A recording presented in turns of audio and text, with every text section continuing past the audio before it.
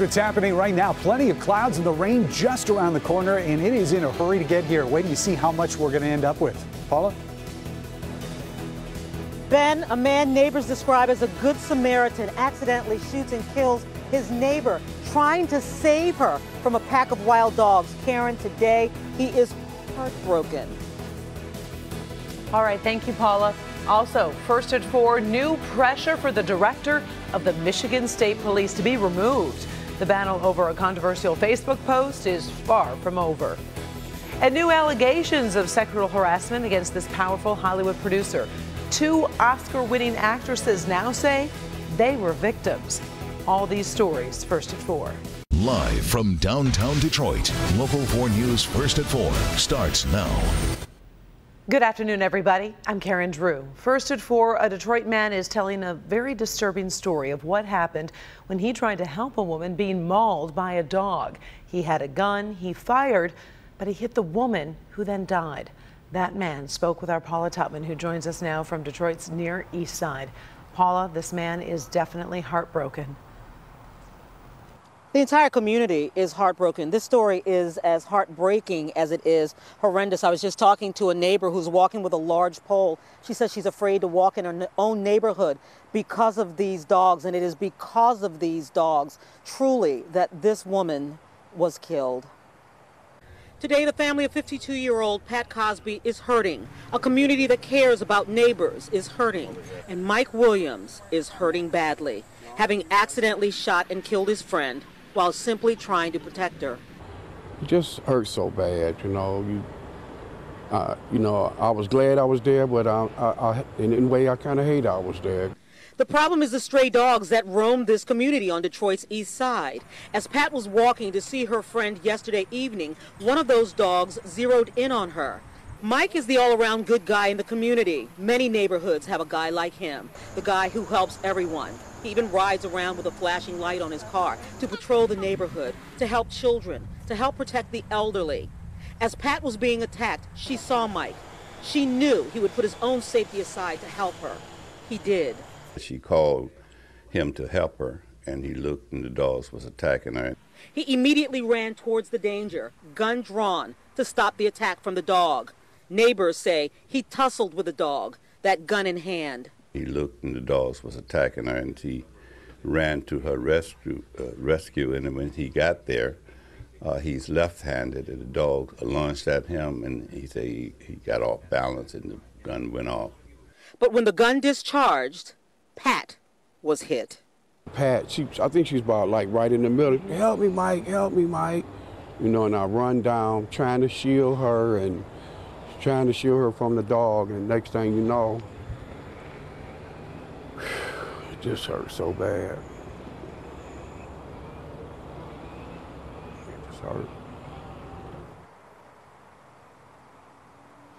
You can feel his pain. You can absolutely feel his pain when he talks about this. Now, a woman is dead, so there is a police investigation. I spoke to police today. They said that, obviously, he's been released with all of his possessions except for the gun. They're still investigating. In fact, police were just in the neighborhood a few moments ago, Karen. But they say that he is cooperating. Of course, as a matter of course, they will turn a file over to the prosecutors. As for the dog, he believes he may have struck that dog because he did fire after that dog to try to stop it.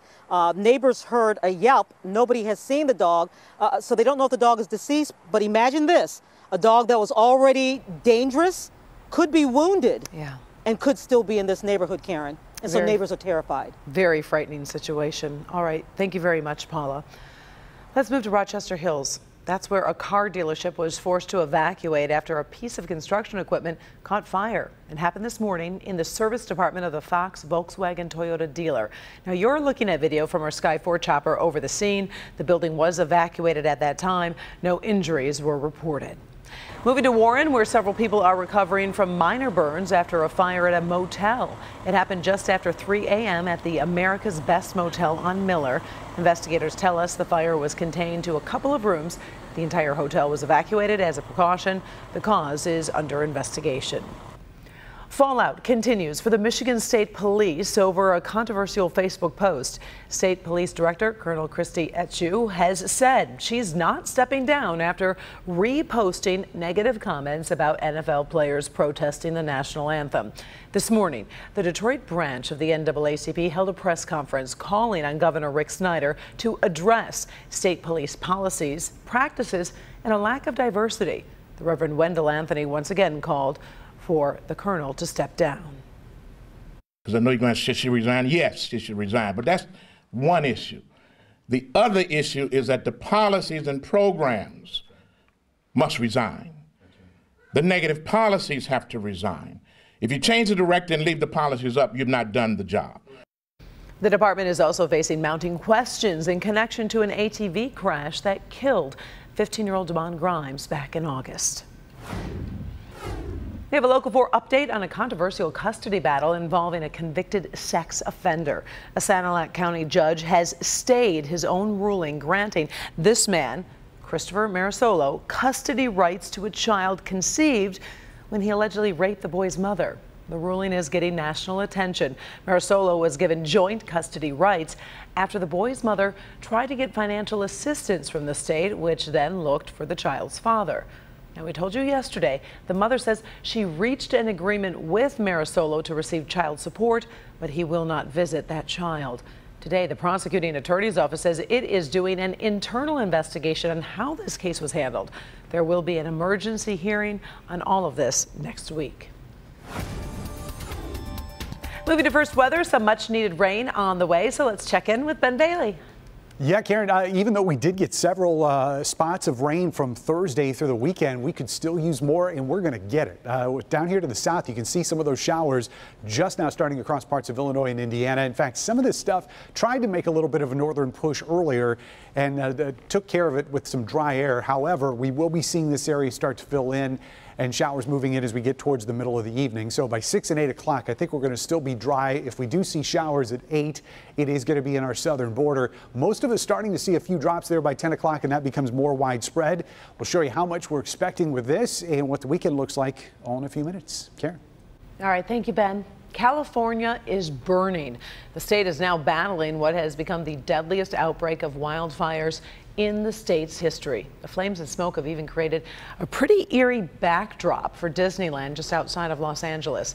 Kimberly Gill joins us now with the latest on these devastating fires. Kim. Karen, good afternoon. And the numbers tell only part of the story. At least 15 wildfires, most of them in Northern California, 15 confirmed deaths, more than 100 people missing, 2,000 homes and businesses destroyed, and 20,000 people evacuated from their homes. The Federal Department of Homeland Security is sending help, and California needs all the help it can get. Seen from space and NASA satellites, the California wildfires are sending smoke high into the sky. Down on the scorched ground, the wildfires are still spreading. Very dry conditions have combined with brisk winds to make many of the fires move so quickly that firefighters struggle to keep up. Many homeowners escaped with their lives while their homes were left behind to burn. The flames are also threatening Northern California wine country. Some of those who have been in the path of the fires were overtaken with fear, panic, and confusion. They were screaming, fire, fire, fire, get out, get out. There's fires everywhere. I've been sent in 3 different directions to evacuate horses. I'm receiving horses. I'm going to do everything I can. Yeah, trying to get out of here. We saw it now, it's getting across the road. It's all bad. My house is okay. All of my neighbors aren't. I just don't know where to go from here. And firefighters might be getting a break today as winds are expected to calm down, and they really need that break because as of this morning, many of those California wildfires were 0% contained. Because the fires have been moving so quickly, authorities across California have been focusing on getting people and firefighters where they need it most. They have not yet had time to begin to investigate, though, how any of those wildfires have started. Again, they're just trying to get them contained. Karen, we'll send it back to you. All right, some devastating scenes there. Thank you, Kim. Still ahead, cheap flights. Many of you talking about a new airfare sale. The clock is ticking.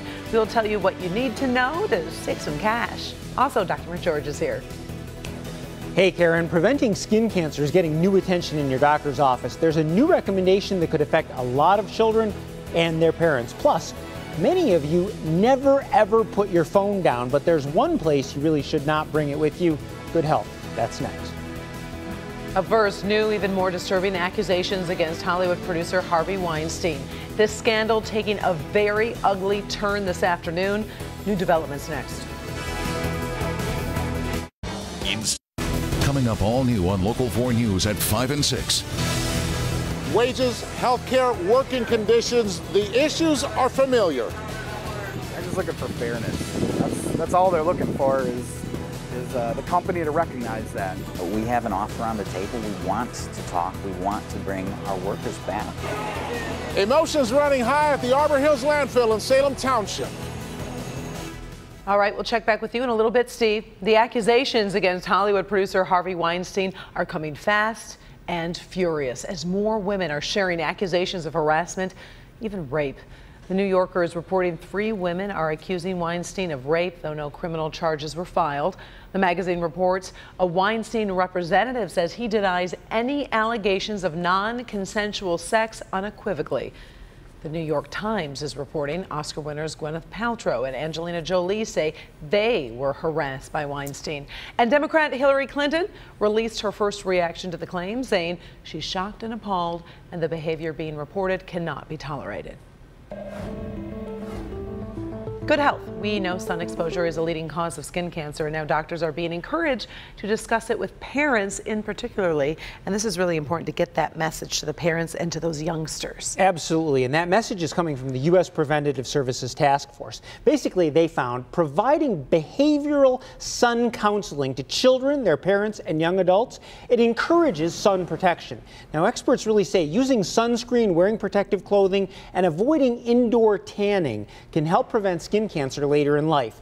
The recommendation is important for everyone, but especially for fair-skinned people between the ages of 6 months and 24 years of age. Now, another story, we're talking about phones. Most of us can't be away from our smartphones. You There probably you have go. yours on you as well, right? But apparently, according to a study, there's one place you really probably shouldn't bring your phone. Yeah, so that place is the bathroom. You might have predicted that. Now, British scientists say they actually analyzed 27 cell phones belonging to teenagers, and they found up to 20 types of bacteria on all of the phones. Now, most of the bacteria weren't especially harmful, but some of them could be linked to urinary tract infections and intestinal illnesses. And just remember, just flushing the toilet once can spread germs everywhere, including your phone, which you will then promptly put to your face and by your so mouth. now It's just... all that bacteria is just a little closer to where you don't want it to be. Well, it was funny on the commercial break. I was asking for one of those wipes because I saw this story coming up. I'm like, I guarantee you my phone needs to be So clean. everybody out there, wipe your phone down. All right. There you go. Good advice. Thank you, Doc. Let's head over to the weather area with Ben Bailey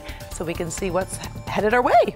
Yeah, we've got rain headed our way, Karen. In fact, right now we're seeing those showers falling in Indianapolis, just south of Chicago, and then further back in Illinois. And then eventually this is going to start sweeping up into southern Michigan as we get it into tonight. We still need the rain, believe it or not. And these numbers are impressive. When we get through the nighttime hours, even by daybreak tomorrow, there'll be places in Livingston County and maybe down in southern Monroe County that will be approaching 1 inch of rain, really mostly from midnight to 8 a.m. But we're going to keep tacking onto those totals as we get through the day tomorrow. So some of our lowest numbers look to be about 2/3 of an inch. And then all the blue areas are places where we could top 1 inch, and that's by 6 p.m. tomorrow. That's when those showers should start tapering off. So this is going to be a good bit of rain. Not going to be fun driving tomorrow morning because it looks like not only is that rain coming down, but it's going to be pretty widespread and pretty intense in a couple spots. 9-mile-an-hour winds right now. We've inched up 70 degrees.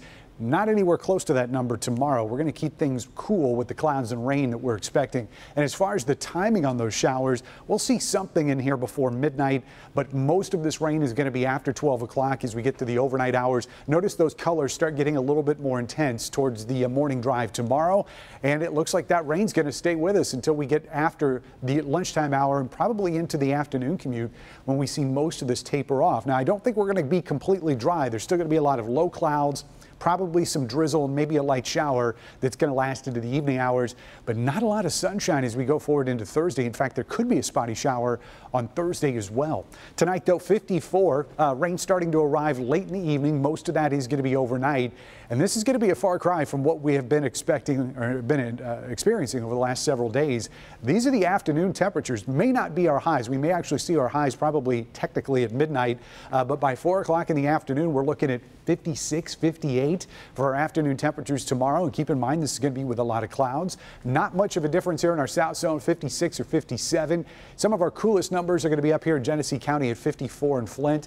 Novi will be at 56, Milford at 55. And in our north zone tomorrow, pretty much same goes. A little bit cooler in Sanilac County, just barely crossing the 50-degree mark. Otherwise, mid-50s for most of our north zone. Temperatures will start a rebound as we head towards the weekend. We'll get 65 on Thursday, 73 back above average on Friday. A fairly nice day and at least starting the weekend dry. But we're going to see quite a bit of rain there late Saturday and into Sunday. And unfortunately, that's Marathon Day, Karen. So not good news for runners as we close out the weekend. Thank you, Ben. Still ahead, hot pizza and cheap airfares. Those are two of your trending stories. First at 4. Up first, a sneak peek at the newest Star Wars movie. A lot of people are talking about this. But first, as we go to break, here is a look at how the markets have closed for your Tuesday. As you can see, the Dow is up some 69 points, NASDAQ up 7, S&P 500 up 5 points. Here are your auto stocks.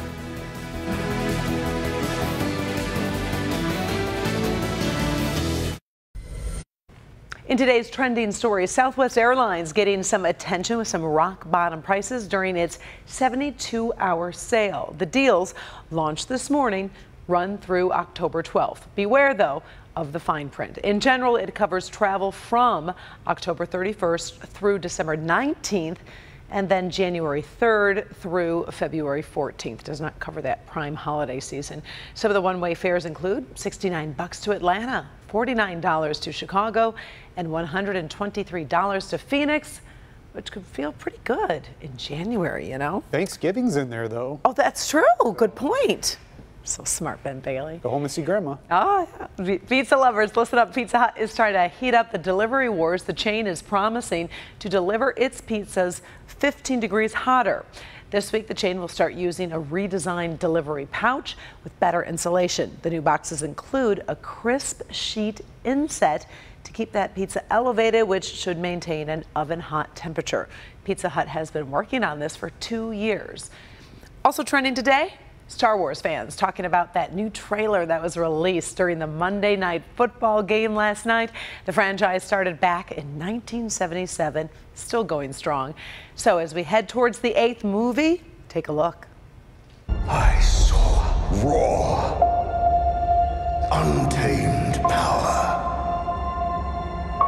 And beyond that, something truly special.